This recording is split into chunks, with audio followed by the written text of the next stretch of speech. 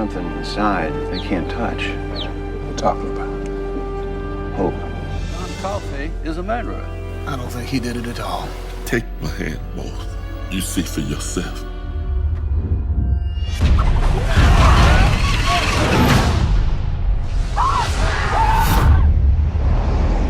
يمكن ما هو بشهرة معظم المخرجين اللي تكلمنا عنهم قبل كذا، بس أبغاك اليوم تعرف إنك داخل تشوف جمجمة اللي سوى شوشانك ريدمبشن للسينما وذا ووكينج ديد للتلفزيون. يس هاني، اتس فرانك دارابونت.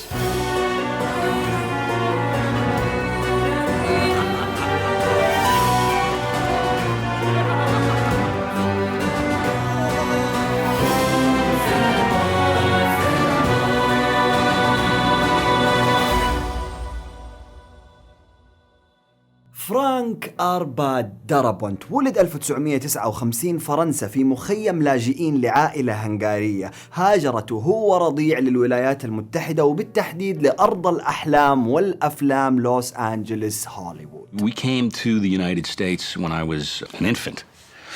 Came over on the boat, typical immigrants with clothes on their backs kind of story. ربى دارابونت في مستوى معيشة متدني، لكن قبل تخرجه من ثانوية في هوليوود كان اوريدي عارف انه هو يبغى صناعة الافلام، والسبب الاول في ذلك هو الفيلم اللي الهمه فيلم العظيم جورج لوكاس THX 1138. 12 years old, I'm watching this movie and I suddenly had this sort of epiphany.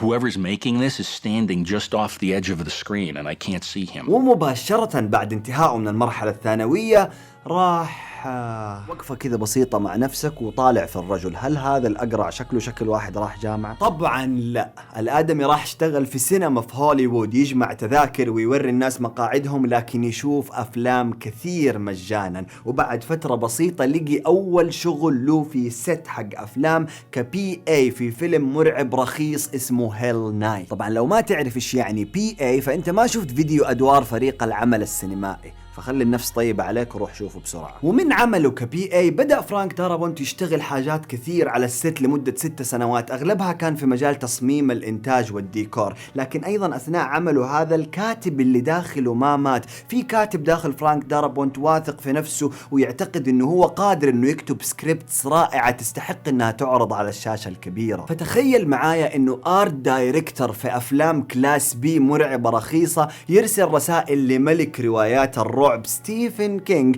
يطلب منه انه يحول واحدة من رواياته القصيرة باسم The Woman in the Room الى فيلم قصير، وللغرابة ستيفن كينج يسمح له، فيقوم دارابونت بكتابة واخراج اول فيلم قصير في مسيرته. الفيلم كان عادي جدا، اقل من عادي، ما انعرض في ولا مكان ولا حصل على اي جائزة. The Woman in the Room مدته نص ساعة وموجود في يوتيوب لو حابب تشوفه، رغم انه لا انا ولا دارابونت نفسه بننصحك انك تشوف. And I wanted to make a movie out of. It's probably on YouTube. For God's sakes, please don't watch it.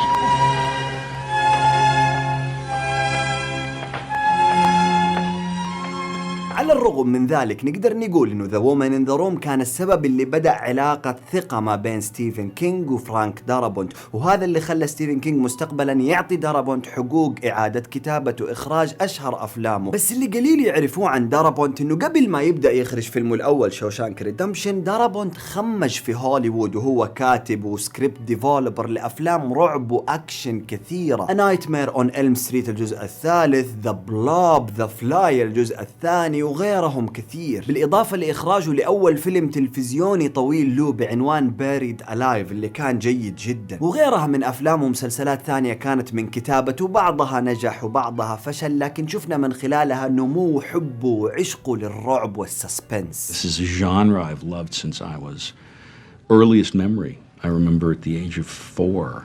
You know, the thing I got most excited about was when a movie like Frankenstein would come on TV, you know, on a Saturday matinee.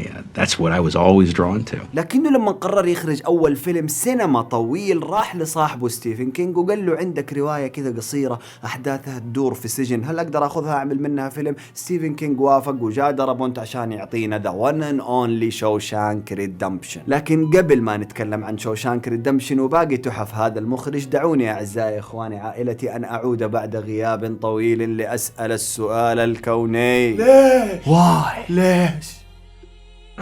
I got emotional. وحشتني.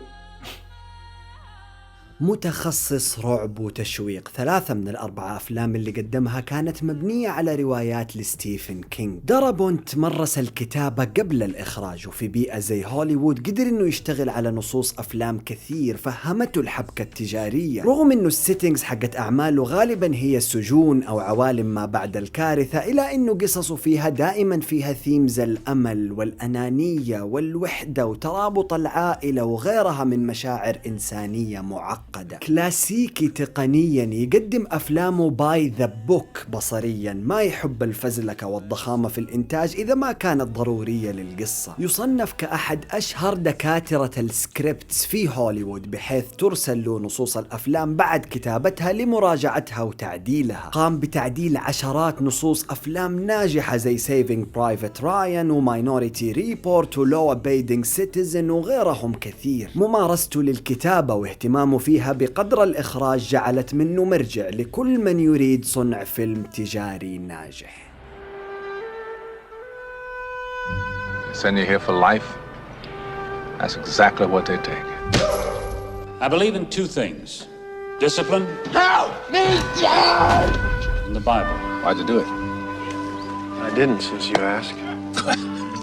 You gonna fit right in. قصة سجينين شوشانك اللي تشكلت بينهم صداقة شاركوا فيها برغبتهم في الخلاص. أحد أشهر أفلام السجون في العالم بأداءات صنعت تيم روبنز ومورغان فريمان وقدمتهم للعالم، رغم فشلوا على شبابيك التذاكر في سنته وتجاهل الناس له وعدم تحقيق أي أرباح مادية. يصير بعدها أحد أنجح وأكثر أفلام الفيديو اللي تأجرت في العالم، ورغم عدم فوزه بأي من الأوسكارز ال7 اللي ترشح لها، ما زال شوشانك ريدمشن بكتابة وإخراج فرانك دارابونت الآن بعد 25 سنة من صدوره يحتل المركز الأول في قائمة IMDb لأفضل الأفلام على مر التاريخ. John Coffey, you have been condemned to die in the electric chair by a jury of your peers, sentence imposed by a judge in good standing in this state. Questions? Do you leave the light on after bedtime? حراس لسجن مخصص للمحكوم عليهم بالإعدام يقعوا في معضلة أخلاقية بعد ما اكتشفوا إنه السجين الأفريقي الأمريكي الجديد اللي جاي عليهم واللي متهم بالاغتصاب والقتل يحمل هبات ربانية خارقة. أيضا تسير أحداثه في سجن، وأيضا مبني على رواية لستيفن كينج، لكن هذه المرة بتمثيل العظيم توم هانكس وأداء أوسكاري من مايكل دونكن اللي عطانا دور كوفي بشكل رائع، بالإضافة لسام روكويل في دور جانبي صغير مسلي. ذا جرين مايل ترشح ل4 أوسكارز وأثبت للعالم كله إنه دارابونت مخرج وكاتب متمرس حرفته. What if Luke spent the last decade actually thinking he's somebody else? He might have people looking for him. Federal agents.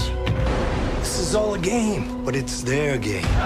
وفي 2001 يرجع دارابونت بفيلم تدور أحداثه عام 1951 ويحكي قصة شاب كاتب في هوليوود يتهم بميوله للشيوعية، لكن بعد حادث مروري يفقد ذاكرته يعيش في قرية غريبة ويبدأ حياة جديدة. فيلم مختلف عليه، طويل حبتين، بمدة عرض حوالي 2.5 ساعة، بالإضافة لقصة أمريكية وردية كذا حالمة إلى حد ما. اللي عجبني فيها أكثر شيء هو احترامها لصناعة الأفلام وتقديرها للسينما. أداء غير هزلي من جيم كيري اللي للأسف ما وصل للكثيرين وأدى إنه ذا ماجستيك يفشل على شبابيك التذاكر ويخسر نقديا وتجاريا. ومن بعده للأسف شفنا دارابونت يبعد عن السينما لفترة ويساعد في كتابة وإخراج بعض المسلسلات زي رينز وذا شيلد، لكن بعدهم وعام 2007 عاد للسينما بفيلم أيضا مبني على رواية لستيفن كينج، لكن مو أي فيلم. What's going on? It's death.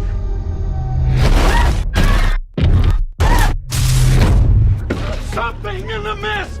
Shut the doors! Shut the doors! عاصفة ضبابية غريبة تضرب بلدة صغيرة وينتج عنها ظهور مخلوقات متوحشة أجبرت مجموعة من سكان هذه البلدة إنهم يتخبوا داخل سوبر ماركت لحماية أنفسهم. The Mist هو فيلم تشويق ورعب أتصور وانكتب بإتقان، لكن بالنسبة لي اللي حيخلي منه ظاهرة سينمائية لا تنسى هي النهاية الرائعة السوداوية اللي غيرها دارابونت عن الرواية الأصلية. نهاية غير سعيدة غير تجارية، لكن أشوفها السبب فعلا الرئيسي اللي خلت ذا ميست فيلم مختلف، بالإضافة كونه آخر فيلم سينمائي قدمه دارابونت إلى يومنا هذا.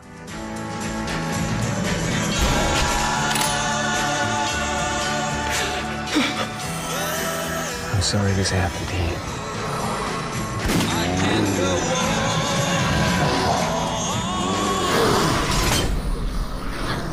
وفي 2010 يعود اسم دارابونت للساحة، لكن مو كمخرج ولا في السينما، يعود ككرييتر وكاتب ومشرف على أحد أشهر مسلسلات الصراع ضد الزومبيز في العالم، بالتعاون مع AMC يقوم بكتابة وإخراج الموسم الأول من The Walking Dead، المسلسل اللي أصبح ظاهرة تلفزيونية شهيرة وكونت قاعدة جماهيرية ضخمة حول العالم. وإذا كنت تشوف مستوى The Walking Dead بدأ ينحدر مع زيادة مواسمه، فأحب أقول لك إنه السبب غالبا إنه فرانك دارابونت صار بينه وبين AMC فايت كبير، وتضاربوا وسبسبة على الإيميلات وخلت دارابونت يترك The Walking Dead في الموسم الثاني. شخصيا فعلا أشوف The Walking Dead زادت مواسمه وصارت كثير ودخلوا في لوب غريب والقصص صارت مملة. لله درك يا أبا دارابونت. When the city sleeps, I'm wide awake. You know what I see? High rises, low lifes, bright lights and back alleys. بعد فايت دارابونت مع AMC يتجه لشبكة تلفزيونية ثانية باسم TNT ويقوم بكتابة وإخراج مسلسل ثاني بعنوان موب سيتي، المسلسل اللي ما أتوقع أنك قد سمعت فيه رغم أنه ترشح ل3 إيميز، وبطولة وتمثيل مين؟ الولد الرهيب حق هيروز، جوليانا كرين من ذا مان إن ذا هاي كاسل، وذا بانيشر ما غيره. كل هذول كانوا في المسلسل، لكن للأسف كانت 6 حلقات موسم واحد وما اكتمل وتكنسل من قبل TNT، رغم أنه قصته كانت مثيرة والسينماتوغرافي أيضا شفته ممتع. ومن بعدها يا عزيزي من 2014 ما شفنا اسم فرانك دارابونت على أي فيلم أو مسلسل إلى يومنا هذا. Only thing that really will tell you the value of what you've done or the lack of value of what you've done, time. للأسف أعزائي الفيلمرز حتى الآن لا يوجد أي أخبار عما إذا كان فرانك دارابونت عنده أي أفلام أو مسلسلات كمان في السنوات القادمة. ختاما إحنا تكلمنا دوبنا عن مخرج who didn't walk just 1 mile but hundreds of miles عشان يصل لما وصل إليه. بدأ من أسفل السلم وتعلم بالعمل والخبرة وكرف وأثبت نفسه ككاتب ومخرج وصانع أفلام ومسلسلات لن ينسى. قل لي إيش فيلم دارابونت المفضل عندك تحت في التعليقات، بالإضافة لزر السبسكرايب اللي لو ضغطته حتدفعنا إنه إحنا نبحث أكثر ونجيب جماجم مخرجين آخرين مبدعين نفتحها ونخليهم يلهمونا بمسيرتهم وأفلامهم، بالإضافة لزر اللايك إذا أعجبك الفيديو. وعزيزي لا تنسى تكون فيلمر.